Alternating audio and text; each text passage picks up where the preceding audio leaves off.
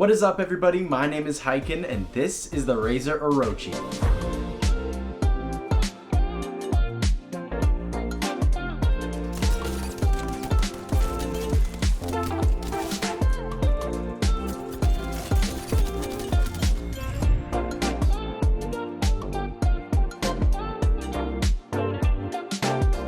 Really quick before we get into the video, please remember to drop a like and subscribe if you find the video helpful or you're enjoying it. It really helps me out.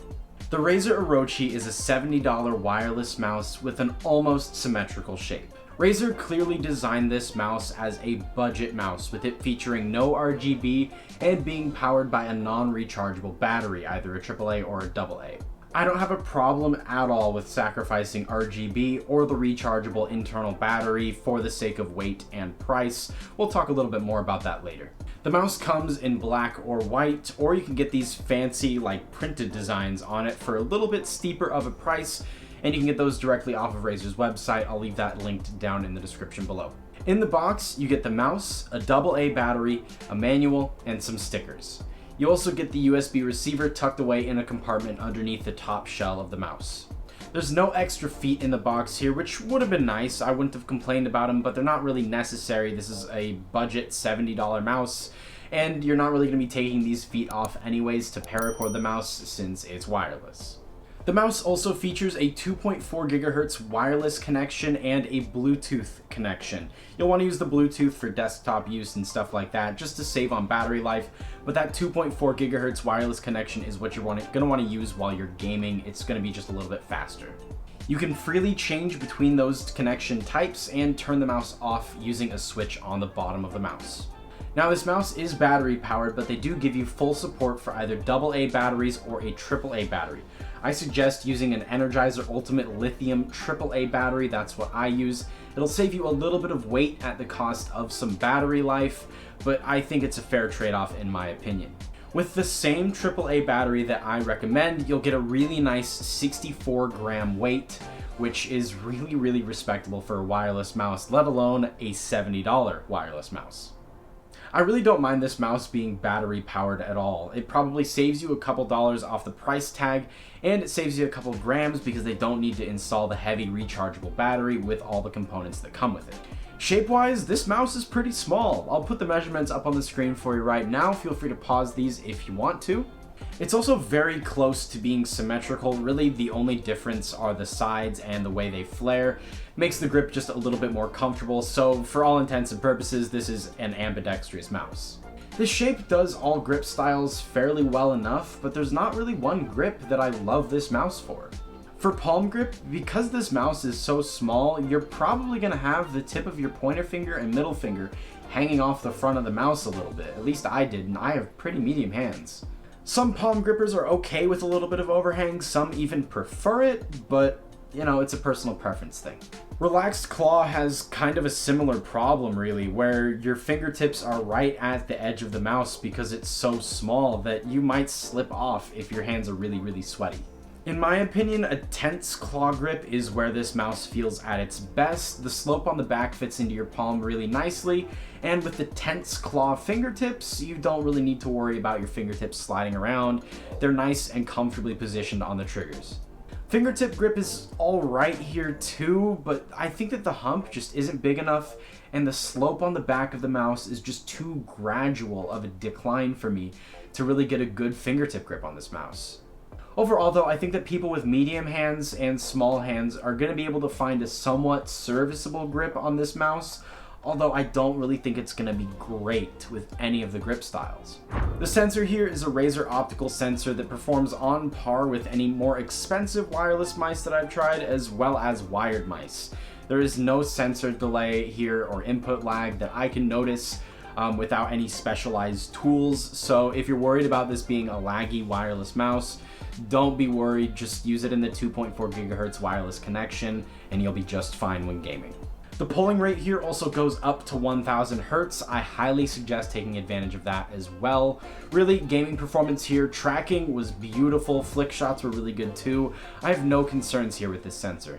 Switches on here are Razer's second generation mechanical switches. I think that these are really nice. They're super crisp and clicky. They sound so much better than the switches on my first generation Viper Ultimate. It is a serious, giant improvement between the first and second generation of these mechanical switches from Razer.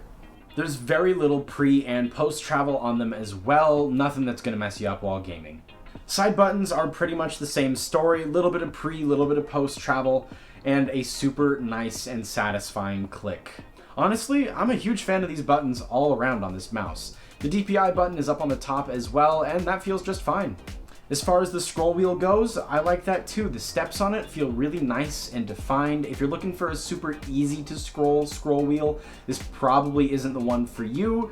It's got a really nice tactical feeling though with each and every step on this scroll wheel. I actually really like it. The click on it feels really good too. Here's the sound test for everything on this mouse.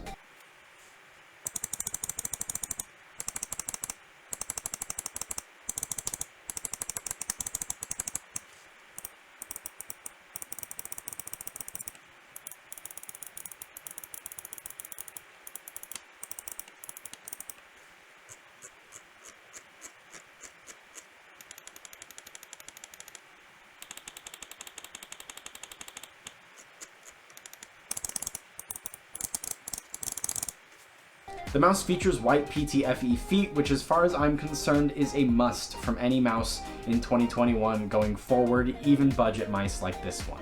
These have a really nice smooth glide on par with everything from Razer. I like this just as much as I like the feet on my Viper Ultimate, which is a $100 mouse. Again, there's no extra set of feet in the box, but I don't really think that's a necessity with a wireless mouse anyways. You're not going to be opening it up to paracord it.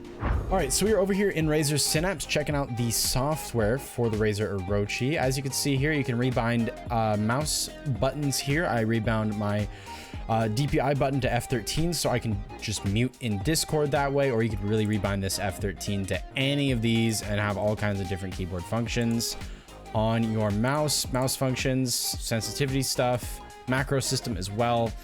Let's see, you can switch profiles, multimedia stuff, all that. And then over here in the performance tab, you can change your DPI stages. I have that turned off and set to 800. That's all I use. Polling rate, couple different choices here. I highly suggest using 1000. Then you can open up your mouse properties in Windows. And then you can also calibrate to the surface here. I just leave that on default. I don't worry about it too much. But if you're finding that you're having some sensor issues, try this out. Make sure that you're calibrated to your mouse surface correctly, and that should help you out. And then power settings as well for power saving mode. Overall, I'm honestly pretty impressed with this mouse. It packs a lot of punch for a $70 wireless mouse. The shape is fine. I'm really not crazy about it, but for a $70 mouse, it does do all three grips fairly decently. It's not gonna nail any of them. It's kind of a jack of all trades, but master of none. I would recommend this mouse to you if you're not really entirely sure on what grip that you want to settle in on. Maybe you want to try fingertip grip, you want to try claw grip, you want to try palm. This is a really great mouse to do that because again, it's serviceable on all three grip styles. And it's wireless with really great performance, so you won't have a cable tying you down either. Alternatively, if you just want a cheap, solid wireless mouse, I think your search is over. Check this one out. There's a link down in the description below. Alright everybody, that's going to go ahead and do it for me today. Thank you very much for watching. Remember to hit that like button and that subscribe button on the way out, and I'll see you in the next one. Peace!